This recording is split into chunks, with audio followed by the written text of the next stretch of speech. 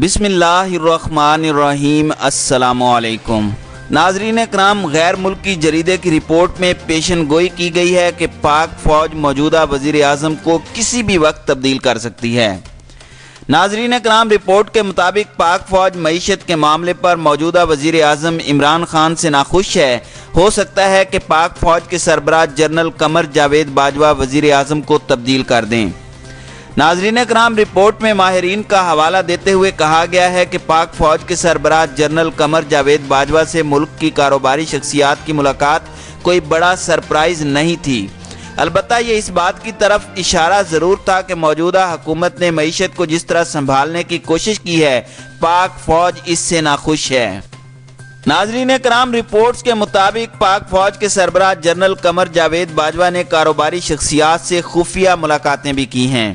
ماہرین کے مطابق پاک فوج اس وقت ملک بھر میں تیل، چینی، سیمنٹ اور دیگر ایوییشن سمیت دیگر شعبوں میں کاروبار کو فروغ دینے کی خواہش مند ہے۔ خیال رہے کہ اس سے قبل بھارتی میڈیا نے بھی پاکستان کے حوالے سے اس قسم کی خبر نشر کی تھی، جس کے بعد بھارتی میڈیا کی رپورٹ کو پاکستان کے خلاف ایک اور پروپیگنڈا قرار دے کر اسے مسترد کر دیا گیا تھا۔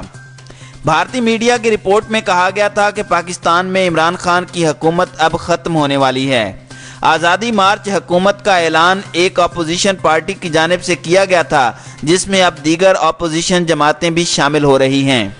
بھارتی ٹی وی چینل کی رپورٹ میں عمران خان کو کٹ پتلی وزیر اعظم بھی کہا گیا تھا اور بتایا گیا کہ حال ہی میں پاکستان کے آرمی چیف نے 3 مختلف جگہوں پر پاکستان کی کاروباری شخصیات سے ملاقات کی ہے، جس میں کاروباری شخصیات نے پاکستان کی معیشت پر اپنے بڑھتے ہوئے تحفظات سے متعلق army chief general Qamar Javed Bajwa کو آگاہ کیا۔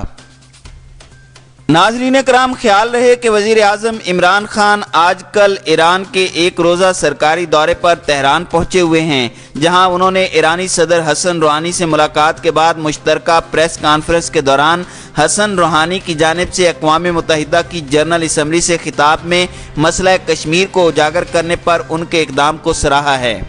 انہوں نے ایرانی صدر کو مخاطب کر کے کہا کہ ہم خطے میں تصادم نہیں چاہتے۔ دہشت گردی کے خلاف جنگ میں پاکستان نے گزشتہ 15 برس میں 70,000 انسانی جانوں کی قربانی دی۔ افغانستان تاحال مسائل سے دوچار ہے، جبکہ شام میں بدترین صورتحال ہے۔ ہم دنیا کے اس خطے میں مزید تصادم نہیں چاہتے۔ وزیر اعظم عمران خان نے واضح کیا کہ سعودی عرب ہمارا قریبی دوست ہے۔ رہاز نے ہر مشکل وقت میں ہماری مدد کی۔ ہم موجودہ صورتحال کی پیچیدگی کو سمجھتے ہیں، لیکن ایران اور سعودی عرب کے درمیان جنگ نہیں ہونی چاہیے۔ ناظرین کرام، عمران خان کا مزید کہنا تھا کہ میں سعودی عرب مثبت ذہن کے ساتھ جاؤں گا اور میں مصالحت کار نہیں بلکہ سہولت کار کا کردار ادا کرنا پسند کروں گا۔ ہم 2 مسلم برادر ممالک میں ثالثی چاہتے ہیں۔ علاوہ ازیں وزیر اعظم عمران خان نے کہا کہ یہ پیچیدہ مسئلہ ہے جسے حل کیے جانے کی ضرورت ہے۔ اس سے قبل مشترکہ پریس کانفرنس سے خطاب کرتے ہوئے ایران کے صدر حسن روحانی نے کہا کہ پاکستان اور ایران مل کر خطے کے دیرینہ مسائل کے حل کے لیے پرخلوص کوششیں کر سکتے ہیں۔ وزیر اعظم عمران خان کے ہمراہ پریس کانفرنس کے دوران ایرانی صدر نے کہا کہ دونوں ممالک کے قائدین نے یمن میں جنگ اور ایران پر امریکی پابندیوں سمیت 2 طرفہ باہمی دلچسپی کے امور پر تبادلہ خیال کیا۔ ایرانی صدر حسن روحانی کا کہنا تھا کہ میں وزیر اعظم عمران خان کو بتانا چاہتا ہوں کہ ہم پاکستان کی جانب سے خطے میں امن کی کوششوں کا خیر مقدم کریں گے۔ حسن روحانی نے ایران کے دورے پر وزیر اعظم عمران خان کو خراج تحسین پیش کیا۔ ایرانی صدر نے کہا کہ خطے کے مسائل مذاکرات اور مقامی وسائل کے ذریعے حل کیے جانے چاہیے۔ ہم نے زور دیا کہ مثبت رویے کا جواب مثبت انداز میں دیا جائے گا۔ انہوں نے مزید بتایا کہ ہم نے جوہری معاہدے کی منسوخی اور بحالی سے متعلق امور پر بھی تبادلہ خیال کیا۔ ناظرین کرام، اس سے قبل وزیر اعظم عمران خان سعودی عرب اور ایران کے مابین کشیدگی کے خاتمے سے متعلق سہولت کار کا کردار ادا کرنے کے لیے تہران پہنچے تھے، جہاں انہوں نے ایران کے صدر حسن روحانی سے ملاقات کی۔ دونوں رہنماؤں کے مابین خطے کی موجودہ سیاسی صورتحال پر تبادلہ خیال کیا گیا۔ اس موقع پر وزیر اعظم عمران خان نے کہا کہ پاکستان ایران کو حد سے زیادہ اہمیت دیتا ہے اور خلیج فارس میں تنازعات کے خاتمے کے لیے پاکستان اپنا کردار ادا کرنا چاہتا ہے۔